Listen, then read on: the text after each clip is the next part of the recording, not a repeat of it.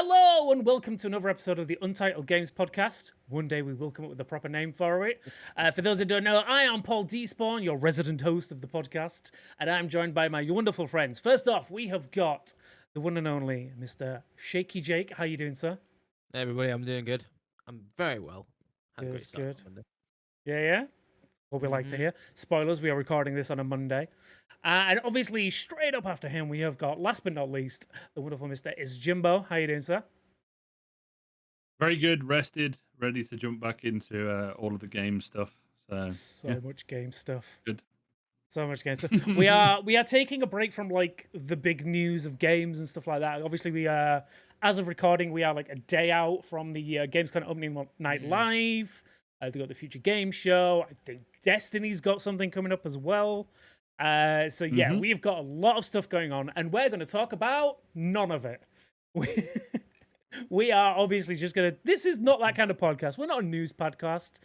We might do the odd like breakdown of reviews and stuff like that and stuff that we're excited about, but it's generally just to talk about the wonderful world of video games. And today, we are going to be talking about the world's biggest baddies. So basically the most iconic, baddest villains in video games. We're going to have a nice little heated discussion and why my chosen bad guy is better than your chosen bad guy. And then we'll make them fight out to the end. Before I do that, I just want to jump in and say, everyone, if you want to find us, you can find us all on the socials.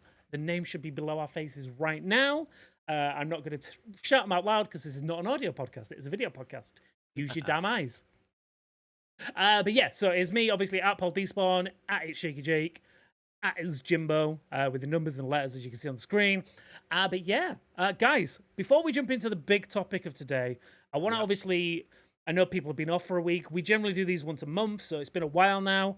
What has everyone been playing that isn't Baldur's Gate?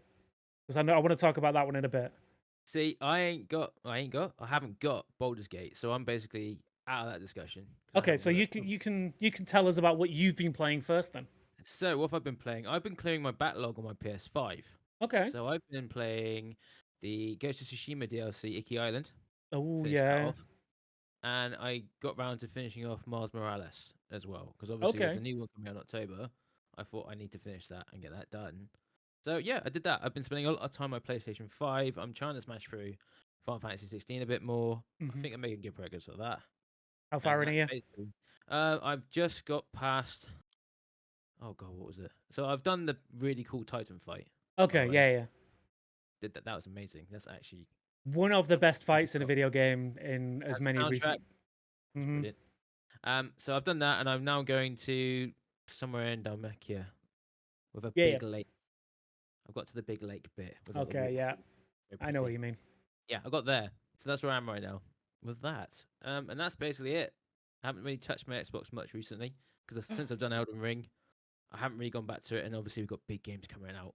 This week's one of them actually, and then the following week is another one. So yeah, I'll be getting reacquainted with my Xbox a bit more personally again soon. So yeah. Nice. What about you, Jim? I know you've been on holiday, taking a nice, well-earned break. What have you been playing?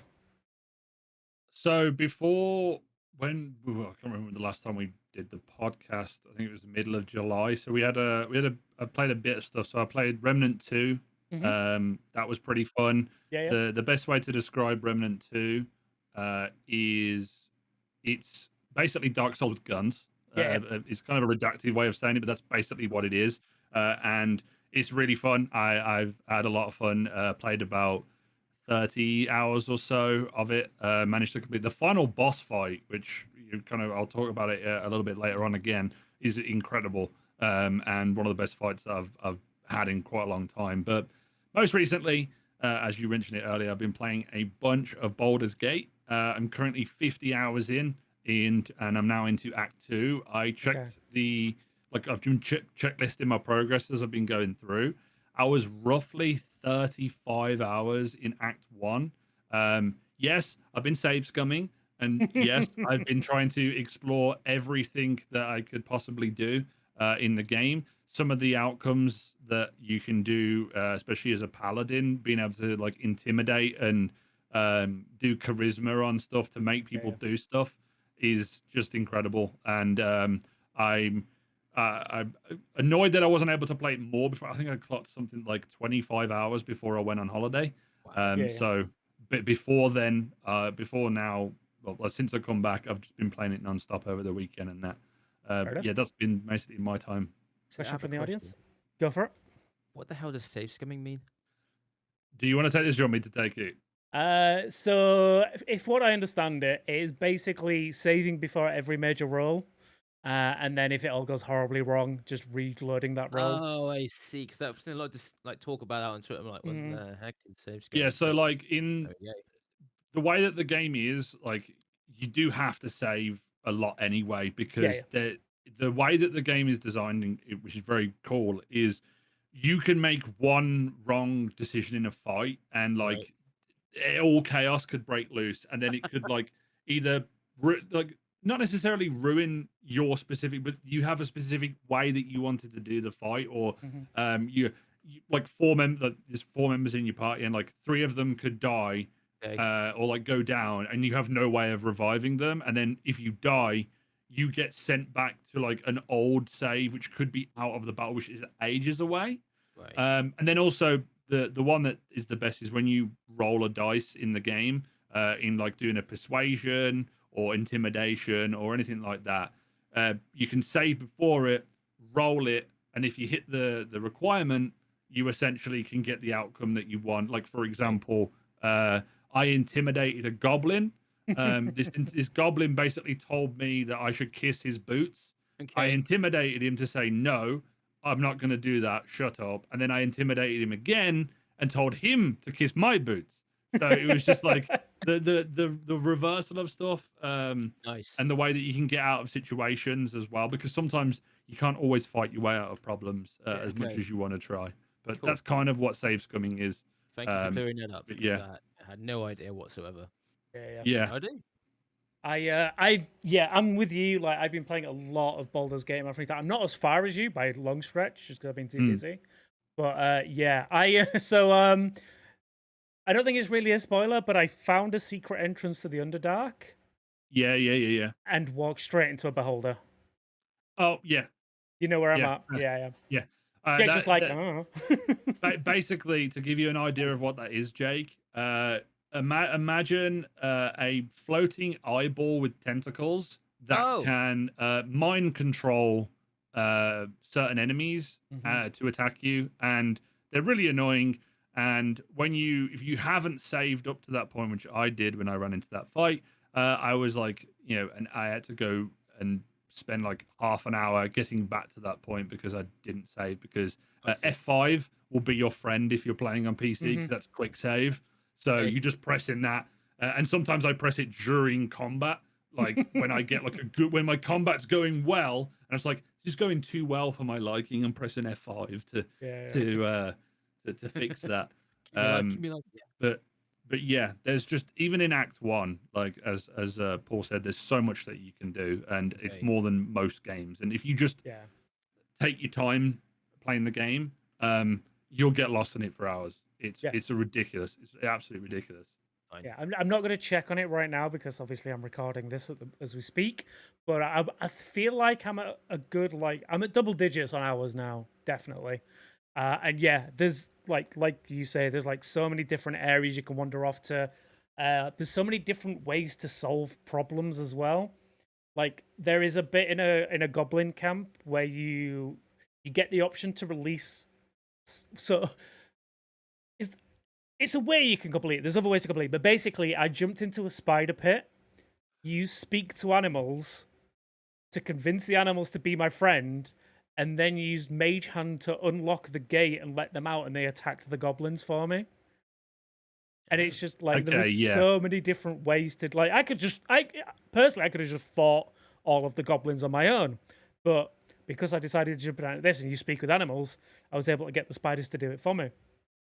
Here's an example of that same situation, of the same fight. There's basically the where that pit is in the game. There's an NPC that you have to kill as part of the main quest, or one of the main quest lines, right? I was fortunate enough to pass a strength check to shove said person into the pit. Amazing. I could focus on all of the squishy enemies that were around, and the boss was just getting like destroyed by the spiders, Yeah. and he couldn't do anything. And then I was just sat in the rafters of the area, just going, "Okay, I'm just going to hit you with archers and stuff like that." And then there was also I don't know if you've seen the video, Paul, of the I think there was 4 people. Basically, they got as many explosives in the game Yep. as possible, I've seen and this one. basically chain reaction the entire goblin. They literally every single NPC they put an explosive barrel and basically dominoed it through the entire area, and then just threw basically a lit match, and it's just like boom, boom, boom, boom, boom, boom, boom, like everything explodes, and it's just glorious to watch. As well, I think they put. I don't know what the music is, but it's a really part like it's like no no no no no no no no Yeah. no, like that one is it. That's the only the way I can remember it sounds. But yeah, that's just 3 examples of like I'd say unlimited with the amount of things that you can do at times. Mhm. Fair. Yeah. And that, like I said, that's not even getting into like character creating, class building, multi-classing, all sorts of stuff you can do, and just some of the stupid things. Like, there's a point where I just talked to an ox. I just Yeah. just had a chat with an ox, just like, Do you want to be Yeah. my friend? And it's like, okay. yeah. Fair. There was so I've told this story a few times to people I've been talking to the game about, but there is a bit where a squirrel attacks you. I know exactly what I've you're seen these talking about. clips. I've seen Doesn't this do around where- just nips. Yeah, just I full on pelted that thing at a wall. Yeah, it's Yeah. The best thing is, because I'm playing as a Dragon Ball barbarian, and I figured it was in keeping with my character. I picked up the dead squirrel and put it in my pocket, and now I just carry around the little squirrel in my pocket.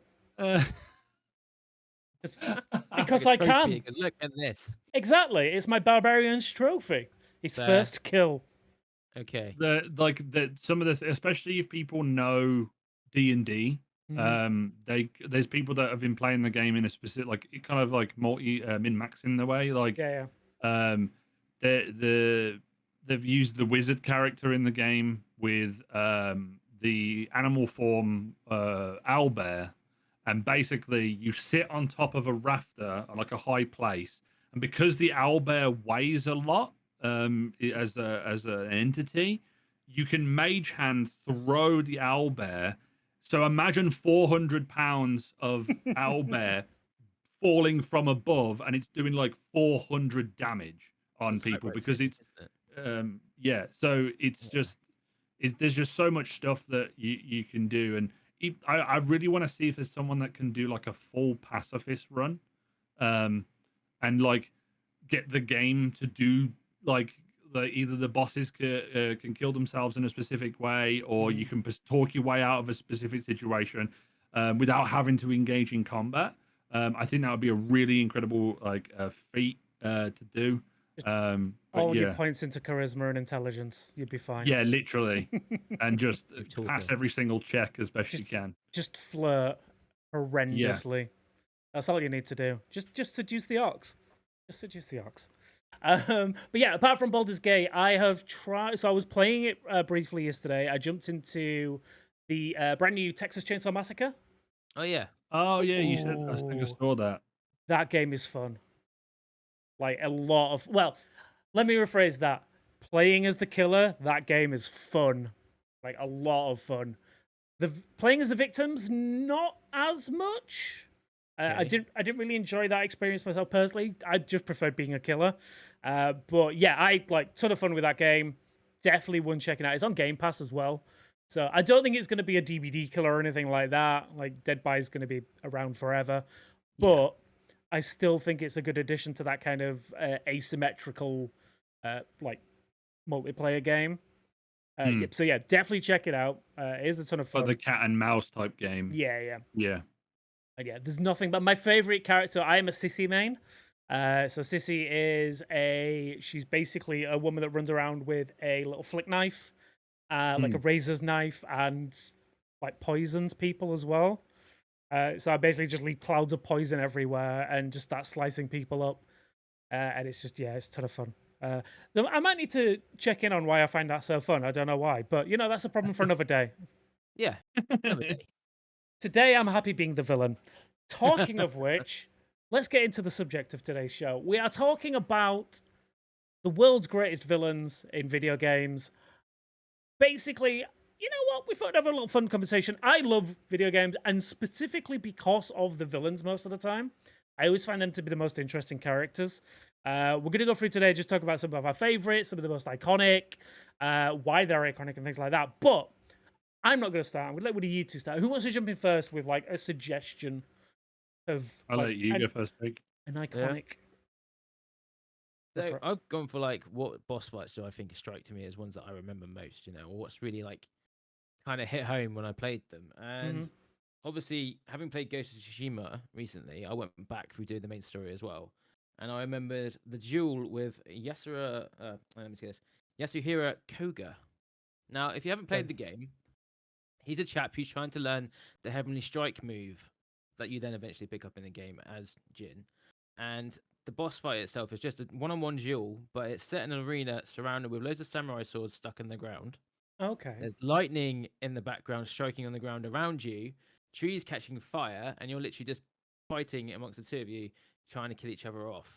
At which point you then finish with you performing the Heavenly Strike on the character, and then he gets struck by lightning and catches fire and dies. Now that, to me, was like, that's a pretty badass boss fight, to be fair, and you've got a new skill from it. And obviously, being Ghost of Tsushima is quite a well-done game. Sucker Punch really hit home with how they perform their environmental stuff as well. And that today was one of those boss fights that just came straight to mind. I even went and redid it again today. I was like, I'm going to play through it again. And yeah, it's amazing. Got photo mode on it as well. Man, the photo mode in Ghost of Tsushima is so good. They went all out on that one. Like, I love a good photo mode, and that is one of the best ones. But yeah, I was like, I don't remember the name of that guy, and then when you started explaining like the lightning and them setting on fire, I was like, yeah, I know exactly which fight you're on about. And yeah, it was a badass fight. It's not like one that jumps straight out as like a quote unquote villain for me. I know obviously he's a bad guy that you're there to fight, but like when I think of like villains personally, I'm like, you know, the iconic ones. I like what the first one that springs to mind for me is Robotnik or Eggman nowadays. Like he is like an iconic bad guy. Like you can't really think of Sonic without him fighting Robotnik. And yeah, those are the kind of villains that I went towards. What about you, Jimbo? Like what's an iconic villain for you? And why are they better than Robotnik? Well, I suppose it's kind of this is like I don't know if it's really a cop-out answer, but for me, the Joker and the Rogues Gallery from the Arkham Asylum games. Oh yeah, because in the first like up until like this is just sport. If you haven't played Arkham Asylum, go and play it. But up until the end of the first game, that Joker character is absolutely insane. Like I loved everything that he does, the way that he antagonizes Batman throughout the entire game, Mark Hamill's performance, and then that obviously continues on into Arkham City, and then in Arkham Knight, like there's that moment where he pops up, and I'm like, hold on a minute, like you're supposed to be, spoiler, he dies in Arkham City. He's supposed to die anyway, but he is back, and then you find out that it's part of Batman's like the serum that he took in the game over the course of the series that he took back in, I think it's Arkham City, and it's still part of him. And then even on top of that, there are specific fights and also bosses within those games, such as the Mr. Freeze fight, which I think is in Arkham. It's in Arkham's Arkham Asylum. Yeah, you fight Mr. Freeze in that. Or is it Arkham City? That.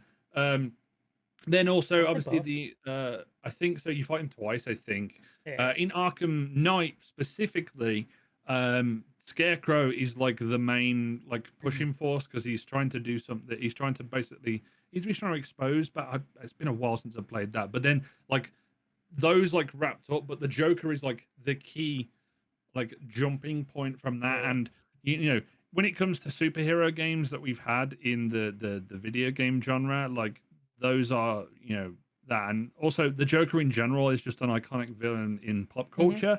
But in those games, it's He's so good. He's Yeah, absolutely amazing, and that's where, like, when it comes to the villains, that's where I'd put them at, like, one of the A ones at the top of my list.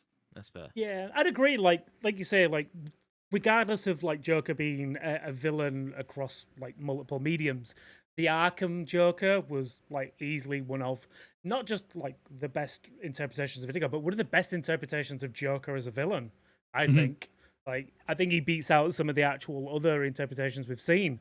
Even go so far as say some of the comics. I think this one's a better version of him. It's And also like really crazy. Sorry to interrupt. no. It's kind of crazy how, with the performance that Mark Hamill does, Mhm. the effects of what happens at the end of Arkham Asylum going into Arkham City, the way that he plays, basically he's getting sick from his own Yeah. drug that he Yeah. was trying to use, which is why I think it's just that performance from there is just super iconic. But yeah, I completely agree. There's certain comics that like portray the Joker a bit differently, and I do think that the Arkham games, he is up there for sure.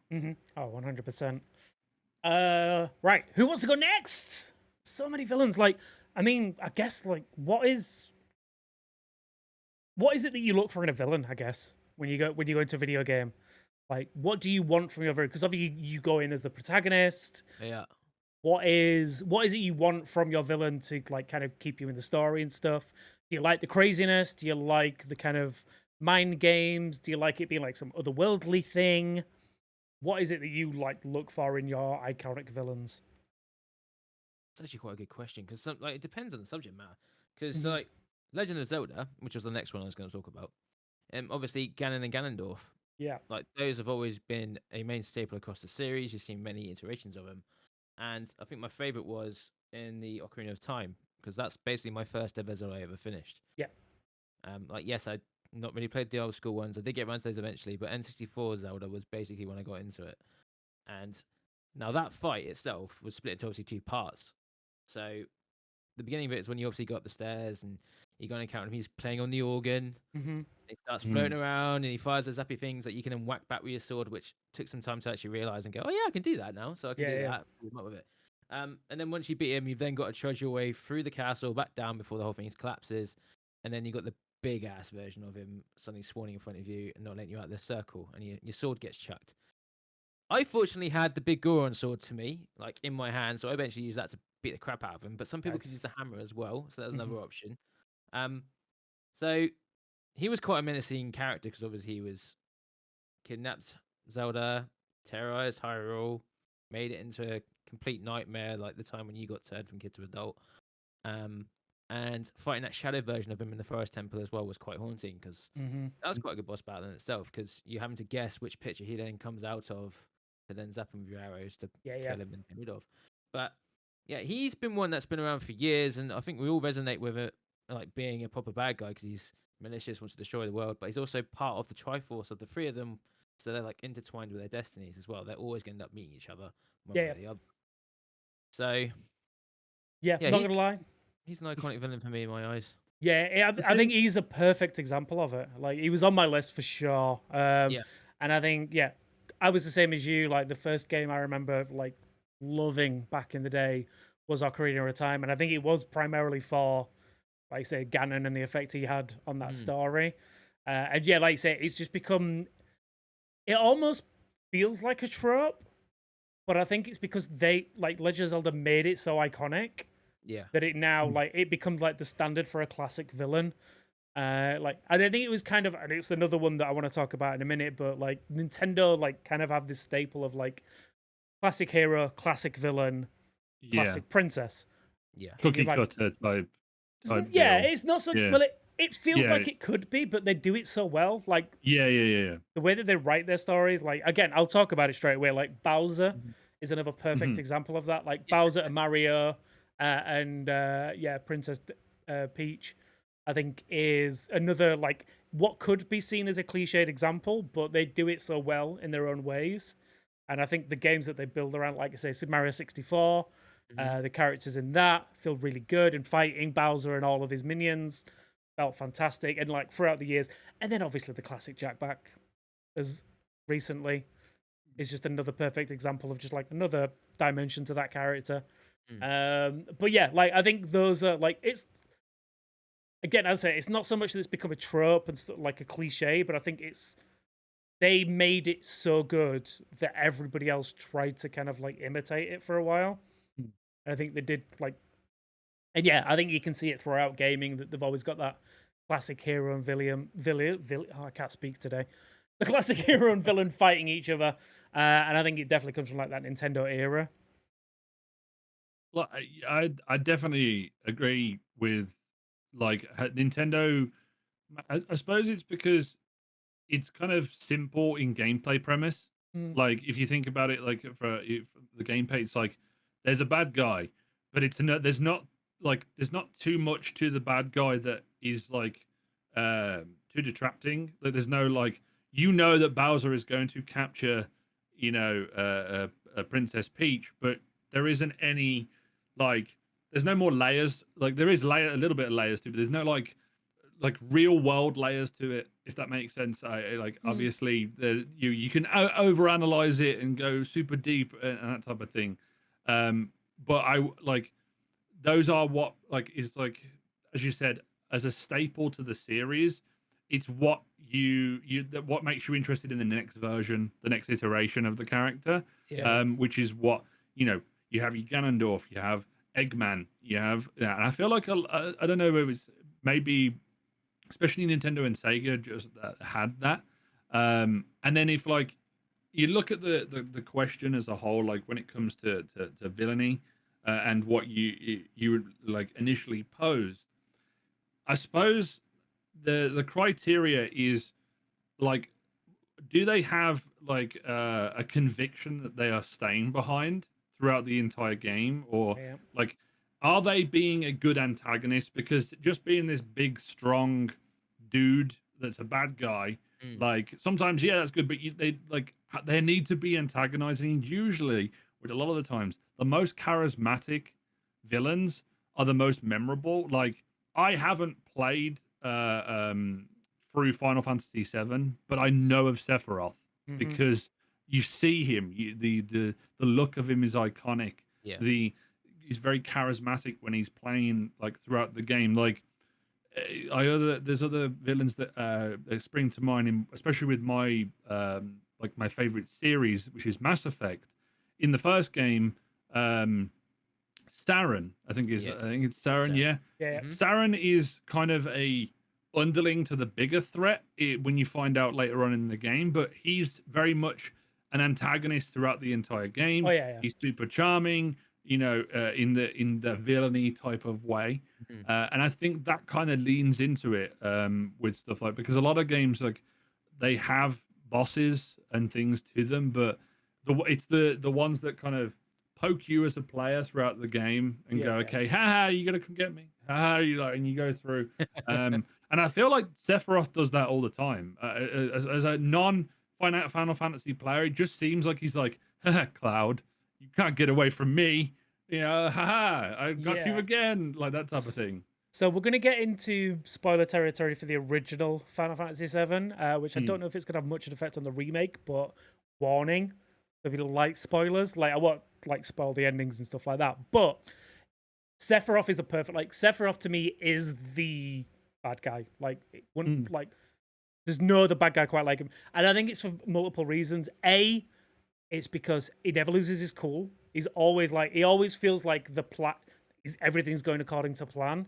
Yeah. So like it doesn't feel like it never feels like the protagonist is winning in any way. Yeah. In the original Final Fantasy VII, it always feels like you are always one step behind Sephiroth throughout the entire game until right near the end. And yeah, it's again not losing his cool. The way that he can push the protagonist buttons, like you say, he always feels like he knows the right thing to do or say. And yeah, when there's those certain plot twists where they actually do something genuinely villainous, I think they really hit home. Again, I'm not going to say what kind of things he does because, again, spoilers for possibly the remake. But yeah, there are certain moments in the original Final Fantasy VII where he will do something or he'll say something, and it's like those moments in games where you're like, holy crap, I need to take a moment and just stop for a second and just have a think about what just happened right now. And he's perfect at that. Like, minor spoiler, but not really a spoiler, but there is a moment in the game that makes you realize how much of a badass Sephiroth is. Where there is a moment where you've got to get across this, like, I want to say like lake or like swamp with a giant, and I mean giant snake in it. And there is a moment in the game where Sephiroth is like, again, one step ahead of you. You try and go across this lake that you've been trying to get across, and Sephiroth has just straight up impaled this snake on a tree. Wow. Yeah. And it's just like, there's those moments where it's like, where the game shows you that the bad guy is like way beyond your reckoning. I think is a perfect example of like what makes a good bad guy. It's like when you truly realize what you're up against. And I think, again, Sephiroth is a perfect example of that, and how he kind of needles his, like, the protagonist a little bit and doesn't really show himself until he really wants to show himself. But yeah, like I say, out of all of the villains we'll talk about today, like, Sephiroth is my number one villain of all time, so I could talk about him for literal hours. Yeah, for days. And yeah, the way, I'm not gonna though. I'm gonna let you guys interject a little bit. There's a question I had, and I wanted to pose this to Jakey because I know that you have played a lot of the Souls games before. I think you've played Sekiro, have you not? I haven't yet. No, You haven't played. I know you played Elden Ring, Ring, and I know you played obviously Ghost of Tsushima and stuff like that. And at what point, like, where do you separate a boss fight from like an actual like villain? Because sometimes the boss fight is incredible, but they're not like a main villain. Like, if that makes sense. So like, if that comes together like as a combination, then that's obviously the best combination that you can get. Because like sometimes, I know this is at least for me, but how many times have you got to the end of the game and the boss, not the boss, the villain is incredible, but the boss fight is lacking. But then there's an incredible boss fight earlier on in the game, but the villain is just kind of like an underling. All right, and I found that a little bit with some of the Souls games, especially. Yeah, I like that. I found some of that. Yeah. Like, for example, thinking about Elden Ring specifically, like I haven't done the fight, but I've watched it many times. Is the guy that turns like is like a dark Justicia, I think it is. He basically starts out this humbled beast and then turns into a guy with a massive sword. Oh, you're talking about Malekith? Yes, that's the one. Yes, like no, that boss fight looks incredible. Like compared, but then like looking at the fight compared to the Elden Beast, which is the final boss, like it's like that doesn't compare. Like one's better than the other, and basically the main question is where do you separate like boss fight or like boss fights to like the villains? Because sometimes, you know, games like the boss fights is what like is more memorable than the actual villain sometimes. Yeah, because like was another example of like the end villain having a really bad boss fight was in Fable. Was it Fable 2? I'm trying to think now. Basically, you get to the point when you meet the big bad guy who's done all the thing, and he just gets shot by Stephen Fry's character. That's it. And you're like, oh, I didn't get to kill him. Nope, I've done it and just shot him. It's like, okay, fine. So yeah, there's been stuff like that. Malekith fight was a lot more harder. Sorry, spoilers for everyone who hasn't played it. This is going to be a full-on spoiler fest. Sorry, guys. The Malekith fight was more intense for me than the Elden Beast fight was. Yeah. I died a lot to Malekith. Like, I could do the first stage. That was a doddle. It was the second stage because of his death blade and stuff basically killing you with each hit. It would then take your health off, and you'd end up losing an actual portion of your health too. So yeah, finding an enemy that is an amazing boss, an evil villain, and then having an amazing boss fight. Where does it merge? I know it's like it might just be recency bias, but like as of 2018, I really think that Boulder fight from God of War 2018, like the reboot, like basically the God of War 4, Boulder is there in the game throughout the entirety of it, and I think not necessarily that it's a boss fight, like even though it is a fight, like it's just like the cinematic conclusion with that fight that is so good about that. And I think it's like for example, Sephiroth is like the villain, right? Mhm. And then there's the things that he does, and then there's the good fights thing. Because I swear, doesn't he have like a second form or like a third form in the game or something Oh, no. I know that Final Fantasy is notorious for Mhm. being like, here's the final boss, but there's another one. Yeah, Oh, yeah. there's another one. There's a really a really good example of that being in the worst way. I think Final Fantasy VIII does it perfectly. Like, Yeah. you spend the entire game thinking you're fighting this one witch, and then right at the end, it's just like, oh no, there's another one. It's like, Yeah. what? What? As he walks out of the back, like, okay, it's your turn now. It's your Yeah, turn. You it's go. no, you beat the final witch that you've been fighting the entire game, and it's like, oh no, it was somebody else controlling her. It's like, wait, what?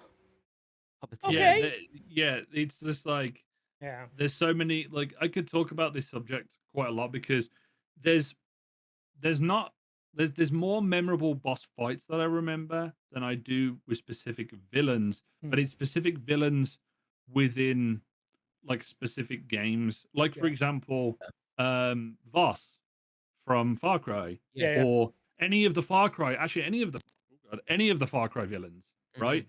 They're all like I'm super excited about Far Cry. Like Oh my they're all God. charismatic and Yeah, they're all kind of like nuts. Like I don't know if you remember the secret thing that you could do in Far Cry 4, where if Mhm. you just sat at the table Yes. when I'm he sure says it- stay there, Yeah. and then that's the end of the game. Game over. And I then think you obviously go and fight him. Yeah. 5 has a similar thing as well. Yeah, like you join the cult, I think Yeah, it you is, join the or cult. something like that. Yeah. And Just then that's don't. where it ends. Basically, Yeah. spoilers for it. Again, with spoilers. There's going to be spoiler warnings everywhere. Basically, if you don't arrest him at the beginning of Far Cry 5, it'll just join the cult, I think. And yeah, I think, yeah, like you mentioned there, like Vass, like he's in the game so little, but he has such an impact on that game. Exactly. That's and I the think exact that's point I'm trying to get yeah. to. It's an initial impression as well, isn't it? Yeah. It sticks with you. You're like, oh my god, that guy's mental, or Mhm. it's just like, what is he doing right now? Thinking of another boss that actually seems iconic to me is a Devil May Cry series, Virgil, Yeah. Dante's twin brother. Iconic and villainous in the way that they're obviously Dante is our, you know, badass, cocky anti-hero, I guess you say to Mhm. some extent. And then you got his brother who is again an amazing badass, but wants to destroy the world and all this other stuff. And obviously Dante has to conflict with that and mashes out. And what makes it iconic about those is you've got Dante who's fighting his brother, who he obviously loves to bits, and they've got this family history, especially with like the original game. You learn all about their past and stuff like that. And he comes across in his different version. And then the other games fill that background out. When you go to Devil May Cry 3, you get their teenage versions when they fight each other and that. Now this could be actually an example of a good villainous character and a good boss fight. So in DMC3, the final fight is with the brothers clashing as there's a hell gate open, Mhm. and That sounds sick. they're beating the crap out of each other. Stuff's getting sucked into the hell gate. The world's all coming to an end, and Dante is fighting off Virgil. And it comes to the final strike. He has to impale his brother and send him to hell. And you can see the emotion building up that he doesn't want to do that. And then you're feeling Yeah. it. I don't want to send my brother to hell, but if I Mhm. don't, the world's going to end. Yeah. And Yeah. eventually comes just like he slashes him and kicks him in, and that's it. Closes the gate, gone, and it's just like, Well, you end the fight going, "Good God, what have I done?" But it's mm, so that could be one example that you've asked for of Mhm. a villainous boss and a great boss fight because it was intense. Like he is slashing at you with these moves, where there's lightning fast, there's samurai blades everywhere, and he's got his magic as well. And then when you both got Devil Trigger and you're clashing out, it's like the screen starts to shake and everything. It's just yeah. Yeah. I know that feeling. I mean, especially with the new Final Fantasy, they've kind of like set the bar for at least for action spectacle, like with the Yeah. boss fights, like I they was- definitely feeling like that type of thing. Yeah, I was gonna say, like, I think Final Fantasy 16 again. I don't want to ruin the ending for anyone who's not finished it, I'm but not that doing is a perfect example of like boss fights being better than the villain. To me personally, like the Mhm. end bad guy didn't really feel that special, whereas the fight throughout the game felt absolutely amazing. Yeah. And yeah, but yeah, I never really connected with the villain at all. But that I guess that might just be me. But yeah, Yeah, I really enjoyed the it's fights the- more. it's definitely it's a valid criticism though, because like a criticism or a something that you can be happy about, because like like maybe this is a hot take, but when it comes to the Souls games, I Yeah. don't really, because of the way that they do their stories. I suppose Sekiro is a little bit different because I think there is kind of a main villain, like There's ending a villain, main villain but for that. there is a final boss, but the story isn't really laid out. It's because a lot of the Souls stories, as far as I know, it's all subjective, and you can find it around the world, and there's build bits and pieces of it, but there's never um like a here's the start. The whole story goes all the way through and plays out as a traditional There's no way. story. It's all through gathering bits and bobs around the world and pitching it together with bits of lore that you find. That's where the main story is with those sort of games. Yeah. But you always remember the boss fights. Like Yes. that's the like I still remember Dark Souls 1. Like when it was the first Souls game ever. I didn't do 2 or 3, but I was like, I'm gonna beat one of these Souls games. And I did Dark Souls 1 because I'd watched a lot of no hit runs on it. Yeah. Especially the Happy Hob when he did his God run that he did. He did Dark Souls 1 quite a bit, so I was watching how they did fights and such. And yeah, like the first Cacodemon that you fight, I think it's called Cacodemon or Catra Demon, whatever it is. And you can either fight them normally, or you can climb up the ladder when you roll through his legs and jump onto his back where his weak spot is and do like half of his damage.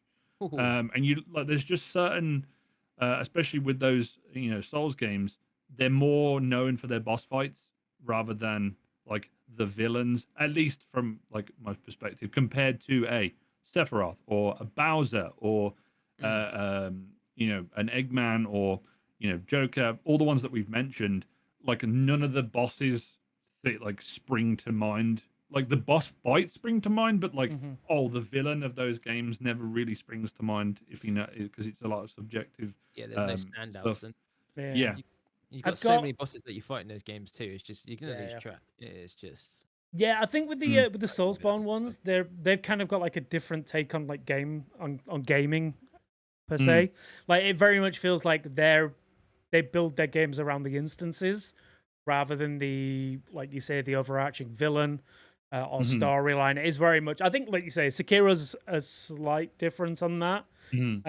But it does definitely feel like it's the sub bosses and the fights that you do, which are the focal point of those games, rather than it being the story and the villain. So here's one to bring up. Go for Just out of interest, really. Like talks of villains.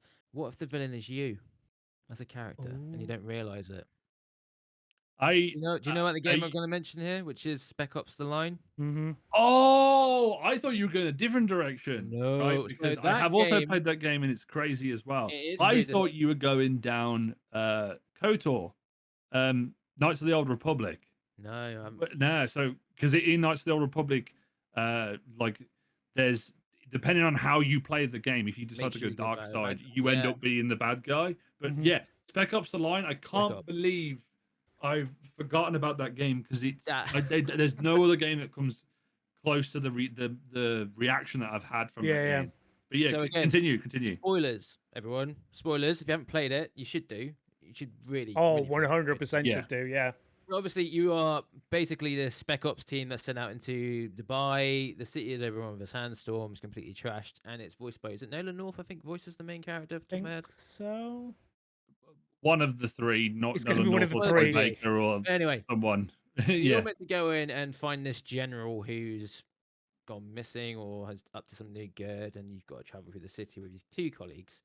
And some of the moments that you do in that game have you questioning, like, what the hell is going on here? Like the white phosphorus part. That bit you think, okay, I'm gonna get rid of all the enemies here and do all that.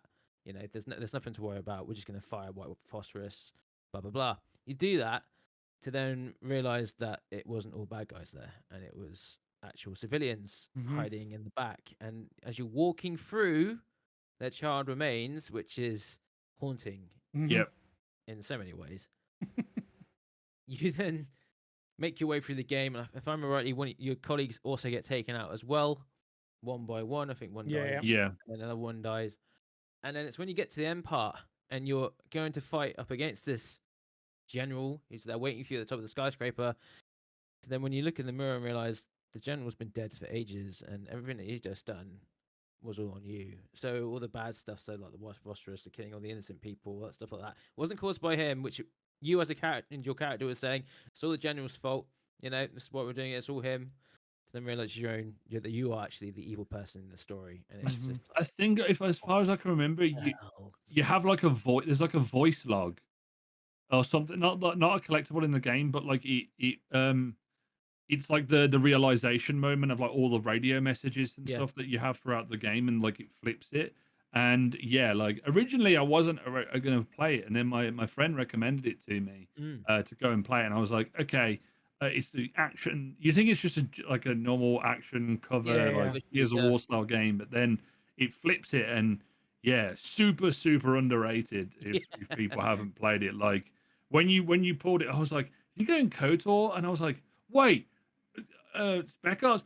Oh my god, someone else knows this game. Oh, I Yes. love that game. Yeah, like that when Yeah. that twist happens at the end, it's just oh wow. It's Takes you like off guard, I- doesn't it? You're just like, there's- what? I can't think of like a moment that's generally had that kind of effect in gaming for me, like of like that realization that oh no, I'm the messed up one. Yep. It's Yeah. all me. But yeah, like they did it so well, and I can't think of a moment that's done that since. Or at least not one that I can think of that's done it well. No, I can't either. No. It's always another character that's like, oh, they're doing good, and then they're evil, or "No, like you're not." the evil's on the nose. Like if you do evil stuff, the game's like you have done something evil. Like Mhm. in Baldur's Gate, for example, if you do something evil, you know it's evil, Everyone, right? Or everyone like it's bad. disapproves. Yeah, everyone disapproves. But like in a game where it's like it's really unexpected to see it in that type of game, and I'd love to see more of it. I don't even know what the studio was that made the game. I'm pretty sure that Um, studio's gone now. Yeah, Like, probably. videos It and- wasn't. No, I'm thinking of, it's not the team that made Mercenaries back in the day. No, that went know. away. Saber Interactive, I think it might have been. Or If it was Saber, they're still around. If Oh, that's the something like case. that.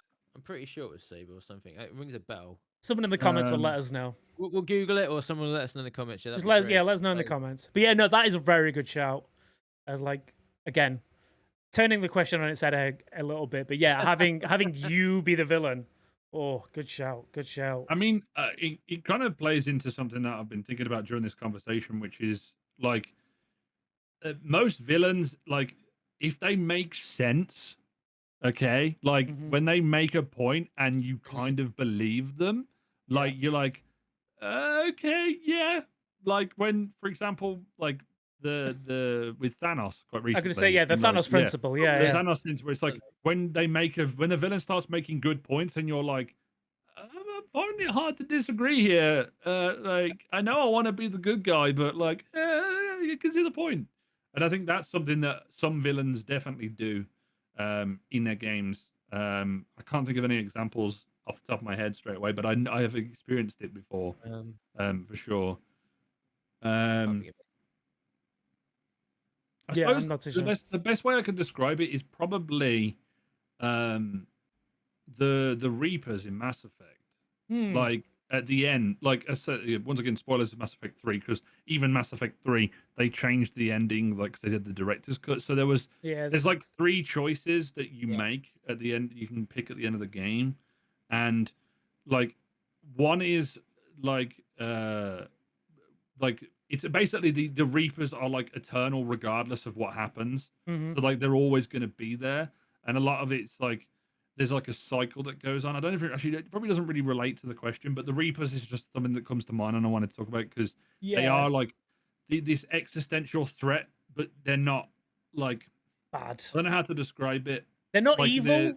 They're just they're kind of part of nature. They're just a natural thing Yeah. that happens. Yeah.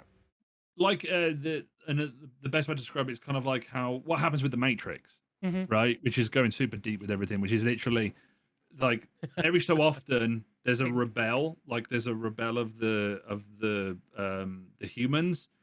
Then there's a war and a fight that happens. The Matrix gets reset, and then there's an anomaly, and then that's the cycle that like keeps going and going Yeah, and yeah. going, and that happens in some games, especially with the that was one of the choices that would happen at the end of Mass Effect, and that's because of the Reapers. They're always there.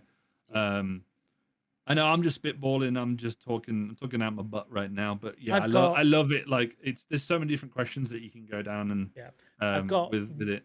one last bad guy on my list, which I wanted to mention, and it's not really a bad guy we touched like the style of bad guy we touched on, but it's that kind of overreaching like big bad throughout multiple games bad guy.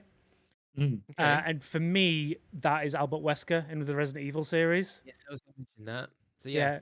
So the way that he's not really a big part of the games for a little bit, and then like you start like getting into the stories, and as you play into more games, then it becomes like he is basically this world-ending like bad guy villain who just wants to create the perfect beings using the viruses, and yeah, I think it does get into like the kind of like cheesy aspects at some points in the later entries in the Yeah, games.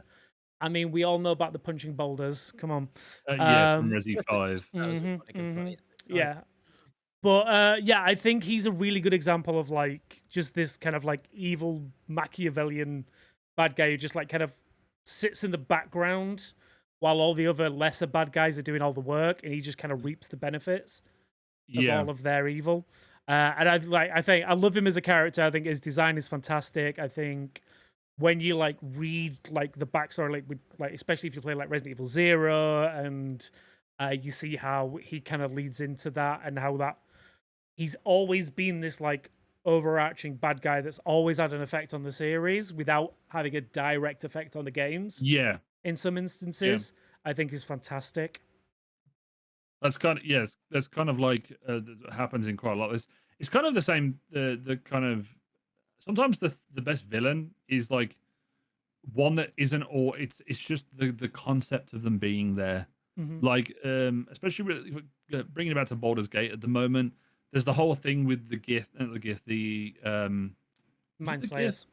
The mind flayers. There's Yeah. always that existential threat that you're going to turn into a mind flayer, and they're always there in the background, and like Hmm. there's always talked about. And that was the kind of same thing with the Reapers as well. Was they're always talked about the Reapers, the Reapers, the Reapers, and then it was, well, originally it was the Geth, and then it's the Reapers, and then there's another game that did it. I'm trying to think off the top of my head right now. There's another game that was an overarching villain that you eventually like. Well, I could say this right now because this is when it comes to Destiny. This is I was kind of going my to say, you're going to say wheelhouse, Destiny, aren't you? which Like, is which is for years. Obviously, the Witness is the new bad. The wasn't Hmm. the new bad, but they've always been there, right? But it's the darkness has been this thing, the magical between the light and the dark, and this overarching thing that's been going on, and the like if specifically with a villain, which is kind of now being turned on its head a little bit with the new upcoming season, which is Savathun, which is she's been the one like Wesker, that's just been sitting scheming in the background, like yep. she's the queen of trickery and doing all this this stuff and influencing people and stuff and getting her hands in many different pies without having to do stuff. And I think a lot of it is built up through the lore of the game, but like I was super hyped for the Witch Queen when it eventually the expansion dropped because they'd built up this character so much, Hmm. and they haven't done that as well with the Witness, which is what one of the biggest criticisms is of Yeah, yeah. Destiny currently. There wasn't as big of a payoff because that was what we wanted to see in Lightfall. But then going into obviously the final shape, we'll obviously get to see a hell of a lot more. But yeah, those to kind of bring the point back around. It's exactly as you said. These villains that are there in the background, they're not always present, but they're just kind of like, oh, like they're doing these little things, and Yeah, you think about them, right? yeah. Agreed. And obviously with Savathun as well, like you can't once you actually get to meet her in person, you kind of see what she's planning to do with the entire thing anyway. And they're putting her across now as being someone that is actually would have been on the side of good eventually with how they've gone Mhm. with the next stage, haven't they? They said like they need to bring her back. Spoilers. In the next Destiny stage. So it's just like that's very interesting how they're playing that. So yeah, I have to wait and see. Really, I think another good hallmark of a good villain is, once again, I'll say this as the resident Final Fantasy expert. Has when you see something that Sephiroth's done or with another villain and stuff, and you get to a point, and then everything that's happened previously starts to unravel. All the little mysteries start to unravel because you start to slot the Lego pieces together, and they line up, and you're like, "It was him! It was that guy!" And those are the moments I think that really nail it when it comes to a good villain. They've had that with Destiny. And I'm trying to think of another example because I'm very I'm kind of off the spur of the moment there, but I don't know if you've had any other examples of that. Oh, it's this guy type deal. I was gonna say, like, Final Fantasy doesn't really have that aspect to it as much. So Final Fantasy VII is very much that kind of like the bad guy was a good guy once, and then something changed to make him become who he is. And I think that's always an interesting concept as well. Like, what is it? And to be fair, Final Fantasy VII has a couple of those moments with some of the lesser bad guys. Again, spoilers for the original. I don't know if they're gonna. I'm sure they'll touch on it in the remake at some point. But there is a character called Dyne, which is basically the juxta opposite of Barrett. In so much of like they've both got gun arms, but whereas Barrett lent into family and like looking after his friends, Dyne kind of went a bit mad and insane. And yeah, the way that they kind of like play those two characters off each other, and I think like they do it quite well with Cloud and Sephiroth, in so much as something happens to Sephiroth, but because he's alone and he doesn't have friends, it kind of sends him off the deep end. Whereas Cloud has all his friends behind him, so he's got that kind of backup and emotional support. And I think that's a really clever way of doing those characters. In so much like it's not so much that like they're evil, like not one person's good, one person's bad. It's that the situation has turned them that way. I think is a really clever way of doing it, and I think it's one of the reasons why I love Final Fantasy so much, just because of the layers.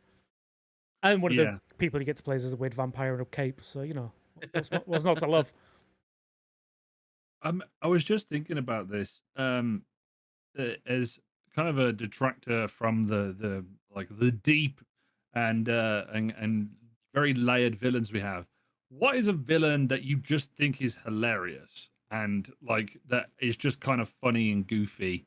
I mean, for me, mine is kind of a meme anyway, but if you've ever seen the meme of "Where's my sauce? I made it up," the guy from Metal Gear Rising, the senator. He's just a guy who's got nano machines inside him, and like he's talking about that he could have played college football and stuff, and he's just such a. There's a guy with a sword trying to hit this guy who's got nano machines, and he's like, there's a gameplay scene of you just like smashing into his chest, and he's just standing there taking it, and it's hilarious. Like that's at least one memorable villain that's just kind of goofy and corny that I kind of remember. I didn't know if you guys had any others that you can kind of off the top of your head. I mean, before you jump in, I was going to say Metal Gear is a perfect example of those kind of like they have some cheese. Like Fat Boy is a perfect example of just a cheese. He's just a fat guy in a suit that blows things up. Like what? Okay. Cool. Again, I guess Psycho Mantis is another one. It's like, although it's a badass villain, it's still just a guy in a gimp suit. Saying, I can read your memory cards. Oh, I can't wait to see that in the remake. So good. Read your cloud data. Oh no! I deleted your cloud saves. Yes, what's the goofy character you've got, Jake? Master Koga from the recent Zelda games, the clan guy of the clan Jaeger. Yeah. He's just comical to go against. The red ninjas. Yeah. Oh right, yeah. Fancy dancing and stuff like that, and just some of the he's just such an idiot. But it's really funny to fight him. It's just quite comical. He's like your typical Japanese comical guy in the Zelda game. Yeah. It was quite pleasant because you see him in the first one in Breath of the Wild, and you deal with him by dropping a spike ball on him and sending him to the depths. And then, spoiler, he comes back in Tears of the Kingdom, and you meet him down Nice. in the depth itself, and you just fight him again and again while he's making all these contraptions and stuff. Yeah, But yeah. it's just so funny to fight him. 'Cause he's like, "Oh, I hate you. You're the reason I'm down here." Blah blah blah. You know, we're living in the dark, but they seem to have perfectly gotten fine. They've got camps everywhere. They've got really cool machinery. Mhm. It's like it can't be too hard a life that you've had down here, really, Koga. But then, it's just quite comical. Some of the fights are great, and you send him into the ground. He's got his butt sticking out the end. You're slashing at him. It's just it's just quite funny. Bit of comical relief to break up all the darkness that you're actually going against Ganon and the freaking gloom hands when they chase you around the map. So yeah, that's one guy that brings to mind. A good one to end on. Mm. Cool. And on that note, that is video game villains. Let us know in the comments if we missed any of your favorite villains. Obviously, you can check us out right here, as it's on the screen right now. But guys, thank you for hanging out with us. We will be back next month with spoilers. Again, more spoilers. Probably talking Starfield. Yeah. Until then. You don't say that. Guys, thank you for joining me. And until next time, goodbye. Thanks everybody. Thanks for having us. Thank you. Bye.